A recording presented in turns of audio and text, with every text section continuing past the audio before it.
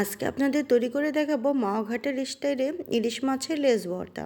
খেতে কিন্তু দারুণ মজা, আর গরম গরম ভাতের সাথে তো কোনো কথাই নেই।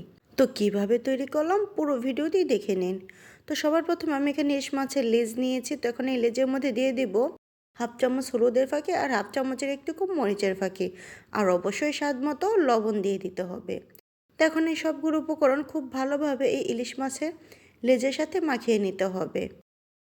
তো মাখিয়ে নেওয়া হয়ে গেলে চুলায় প্যান বসিয়ে দিয়ে দিব পরিমাণ মতো সরিষার তেল। তেলটা গরম হয়ে গেলে এখন এর মধ্যে যে ইলিশ মাছের লেজটা মাখিয়ে রেখেছিলাম সেটা এই গরম তেলের মধ্যে দিয়ে দিব। তো এখন এটা উল্টে পাল্টে খুব ভালোভাবে ভেজে নিতে হবে। আর হ্যাঁ, ইলিশ মাছের লেজটা ভাজার সময় অবশ্যই চুলা আঁচটা মিডিয়াম রেখে ভেজে নিতে হবে। চুলা আঁচটা যদি বাড়িয়ে দেন তাহলে দেখা যাবে উপর দিয়ে পুড়ে গিয়েছে, ভাজা হয়েছে, কিন্তু ভিতর দিয়ে একদম কাঁচা রয়ে গেছে। তখন এই লেজ ভর্তাটা খেতে একদমই ভালো লাগবে না। তো অবশ্যই চুলা আঁচ একদম মিডিয়াম রেখে এখন এই ইলিশ মাছের লেজটা উল্টে পাল্টে খুব ভালোভাবে ভেজে নিব।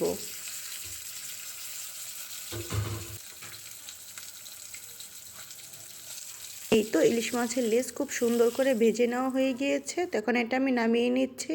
আর হ্যাঁ, এই ইলিশ মাছের লেজ গরম থাকা অবস্থায় মাছের কাঁটা বেছে নিতে হবে। তার জন্য আমি একটি গ্লাসের সাহায্যে মাছটা ভেঙে ভেঙে নিচ্ছি, কারণ মাছটা অনেক গরম, হাত দিয়ে ধরা যাচ্ছে না, তাই আমি গ্লাসের সাহায্যে এটা ভেঙে নিচ্ছি। এরপর যে কাঁটাগুলো আছে সেই কাঁটাগুলো আমি ফেলে দিব।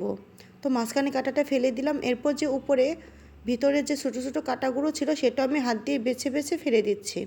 এই ইলিশ মাছটা খুব সুন্দর করে বেছে নেওয়া হয়ে গিয়েছে। এখন এর মধ্যে দিয়ে দেবো পেঁয়াজ কুচি। আর হ্যাঁ, এই লেজ ভর্তার মধ্যে অবশ্যই পেঁয়াজের পরিমাণটা বেশি দিতে হবে। তো যত বেশি পেঁয়াজ দেবেন, শুকনো মরিচ দেবেন, ঝাল ঝাল করবেন, এই ইলিশ মাছের লেজ ভর্তাটা খেতে তত বেশি ভালো লাগবে। তো আমি এখানে 3 থেকে 4টি শুকনো মরিচ নিয়েছি, নিয়ে সামান্য একটু লবণ দিয়ে খুব ভালোভাবে হাত দিয়ে চটকে শুকনো মরিচটা ফাঁকি করে নিচ্ছি। এরপর এখানে পেঁয়াজের সাথে খুব ভালোভাবে এই শুকনো মরিচের ফাঁকিটা হাত দিয়ে চটকে চটকে মিশিয়ে নিতে হবে।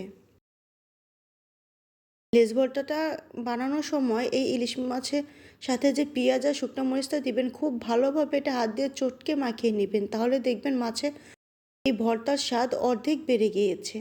আর হ্যাঁ, ইলিশ মাছের লেজটা যে সরিষার তেলে ভেজে নিয়েছে সেই ভেজে রাখা তেল এর মধ্যে দিয়ে দিব। এটা দেওয়ার পর আবার হাত দিয়ে খুব ভালোভাবে চটকে মিশিয়ে নিব।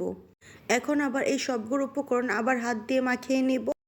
আর মাখিয়ে নেওয়া হয়ে গেলে এখন এর মধ্যে দিয়ে দিব বিলাতি ধনেপাতা কুচি। তো বিলাতি ধনেপাতা কুচিটা দেওয়ার পর আবার হালকা করে মিশিয়ে নিব। এই তো তৈরি হয়ে গেল মজাদার ইলিশ মাছের লেজ ভর্তা। আমি যখন লেজ ভর্তাটা বানাচ্ছিলাম তখন আমার ছেলে হাত দিয়ে সামান্য একটু নিয়ে মুখে নিয়ে বলতেছে, আম্মু লেজ ভর্তাটা কিন্তু খুব মজা হয়েছে, আমি এখন এই লেজ ভর্তা দিয়ে ভাত খাবো।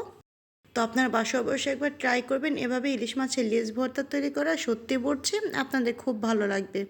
আর হ্যাঁ, পুরো ভিডিওটি দেখবেন, আমার পাশে থাকবেন, আমাকে সাপোর্ট করবেন। আর ভালো থাকবেন সবাই। ধন্যবাদ সবাইকে।